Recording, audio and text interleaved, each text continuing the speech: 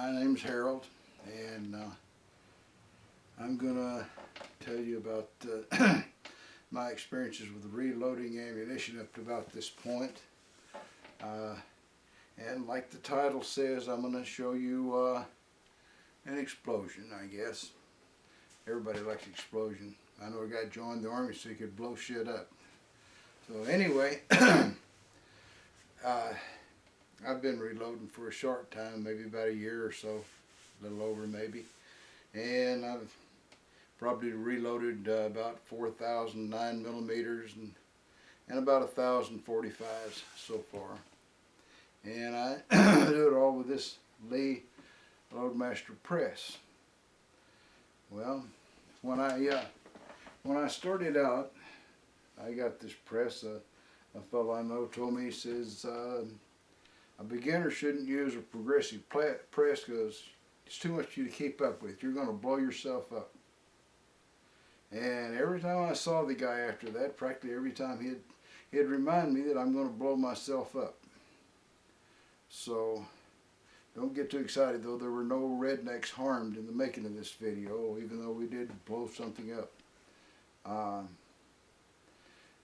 You got two ways of reloading, I guess, or that I'm aware of mostly.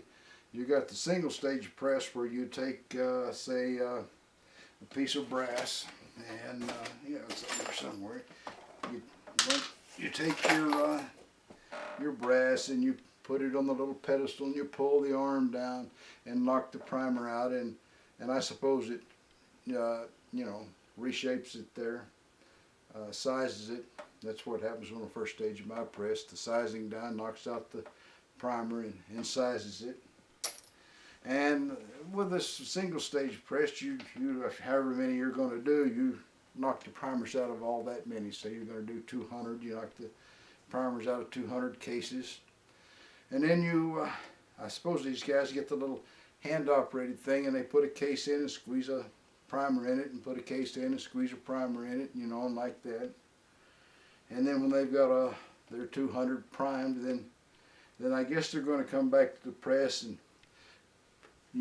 bell the mouth of it a little bit so that you get a bullet in it, and they'll do, I guess, all of them like that. Not having a single stage, I'm not sure, because I think you can get this powder dispenser for a single stage so that you could, flare the mouth and dump the powder in at the same time. But whether they do that or whether they go and put a little, take a little dipper and put it on a scale and do it. Anyway, they get the powder in, and they'll have little trays with all their cartridges sitting there with the powder in them. And then they start to put the bullets in. And so one at a time they go and they put the bullet, stick it on top of the case, and they got it on that ram, and they push it off and they put it over in the pile. And then I guess if they're going to crimp it, they change dyes maybe and crimp it with a factory crimp dye. My bullet inserting dye will do most of the crimp, maybe enough crimp by itself, but I do have the factory crimp dye following it. And I added that up, so in a month I'm going to use probably 400 rounds anyway of centerfire pistol ammunition. That's doing it on a single stage press. That's like 1,200 operations to get yourself if you loaded rounds. And I looked at that and I thought it over and I thought, no, I'll quit shooting before I'll do that much work. So progressive press, every time you pull the handle down, you've got a completed round. Comes rolling out into the little basket there. It's sized, primed, loaded with a bullet, cramped, and ready to go. And it's not just, not just an accidental thing. I got the proper tools here to measure the length of the bullets, and that's one thing about that. Any mechanical operation like that on this press is pretty much totally repeatable. If I set it for 1 inch 256 thousandths, which is I think what I'm doing these, every one of them is going to roll off within a thousandth of that anyway, if not dead on 1.256. And you can check it, and which I've done, and it's just totally repeatable, the overall length of the cartridge. And another thing that seems pretty well totally repeatable is the powder dispenser. Once you've started the powder flowing through it, it takes 5 or 6 weigh-ins there for it to line out, because the first time it's probably kind of packed in there or something. But after you've weighed 4 or 5 cases, then after that they're all going to be within a grain of each other. Now, a grain may be pretty significant, maybe more significant than not. Now I've got the micrometer adjustment here, and I've also got the little disc type metering for the powder, and these little discs of holes that the powder falls in there and it slides over another hole, and that's out exactly the same amount of powder every time. And they work dead on. They're always just a little bit short of what it says they'll do. So I guess that's so to make sure you don't load too much. But that part always works great. So I've got a case feeder on one side, I've got the bullet feeder on the other, got powder in, measuring. The only thing on this press that's really giving me a lot of trouble, other than the indexing, is primers. If I'm using small primers, I'm lucky to get 95 out of 100 of them usable. The others will be put in sideways, or some weird thing will happen to the primers. Well, I started doing 9mm, and I got accustomed to the fact that I put 100 primers in, I'm going to reload 95 rounds tops. Sometimes less, sometimes more. But I know that the primers aren't going to work just right every time. And then I got a 45, and I started to reload 45s, and they take big primers instead of small primers like the 9mm. And this thing, oh, it was just lovely. It was just one right after the other. I was getting 100 primers out of 100 until my first mishap came along. And that was when I just discovered that all those warnings about small primers were true. It seems that they manufactured some of the 45 ammunition with small primers and some of it with large. So I was going along really good, and then all of a sudden I look over here and I've got rounds laying in the box here that are leaking powder. Why? There's no primer in them. And what happened is I had one of the small primer come around, it tried to crush a large primer into that small hole, and then it just messed up the whole primer feeding apparatus totally. And I've had a few problems with the primers ever since then. I guess even no matter how good you clean it out, it's somehow in some way altered some. But I went through all the hard learning parts. I started casting my own bullets and learned that it doesn't matter what they say, that you got to size every one of them, because if you don't, there's going to be some that are bigger than they're supposed to be, and they're going to bulge the case and they won't go into your gun. So that taught me to take the gun barrel out and sit here and I can gauge with my gun barrel. If they don't fall in there right, they're bulged, Got all that worked out, 9mm, and they seem to be really reliable. Well, I went to 45 and I thought, well, that's, 45s are just exactly what I was intended to do, because everything's smooth.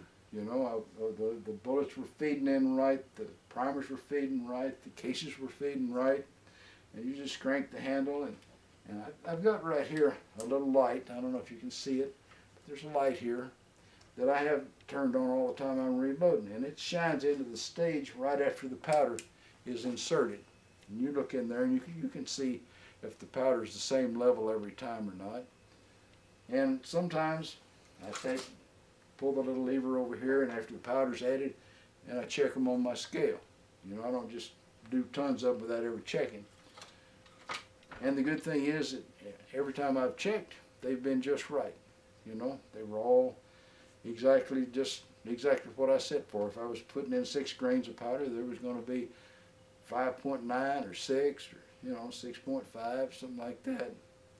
There's going to I don't mean 6.5, I mean just a tiny bit past the 6th grain. But they were always within a grain of whatever it's set for, and usually dead on.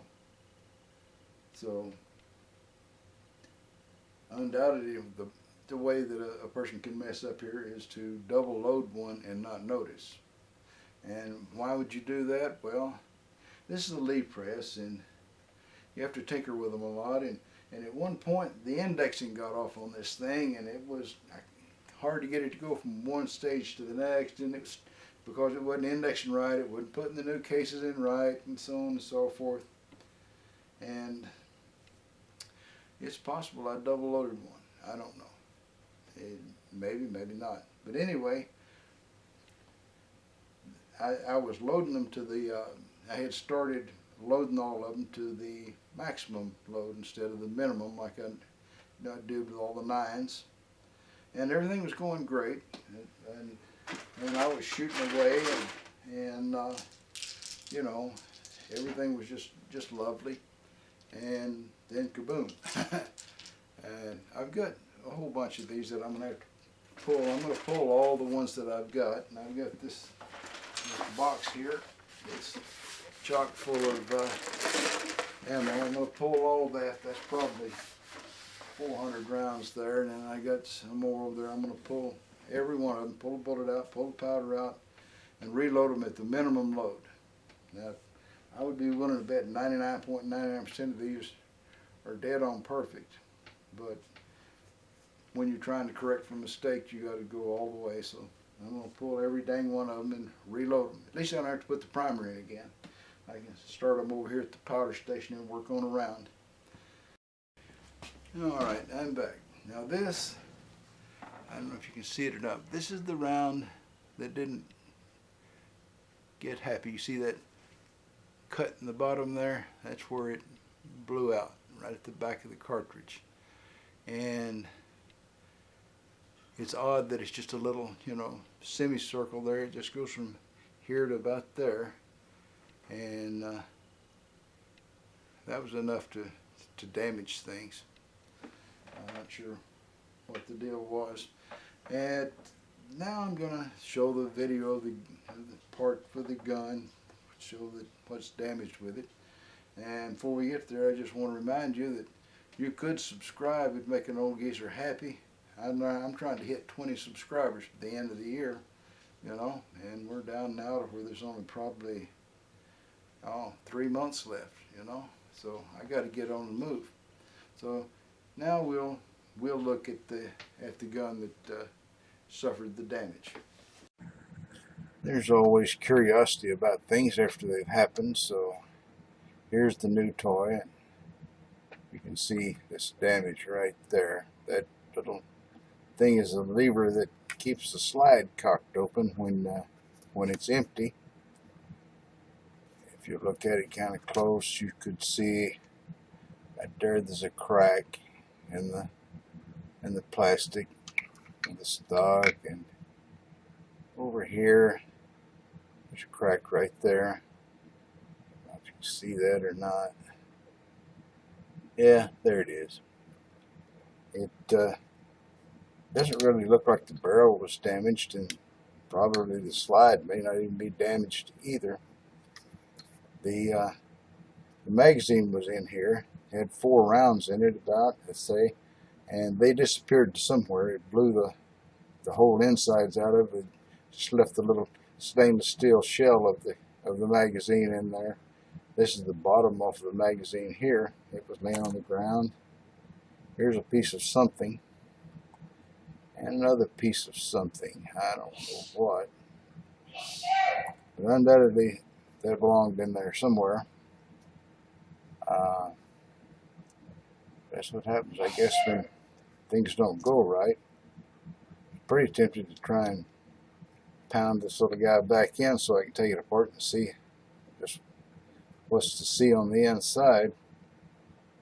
It couldn't make my case any worse if I do or I don't, you know. So probably I will. Maybe I see how much more damage has been done. But that's it. My freshly blown up .45 pistol.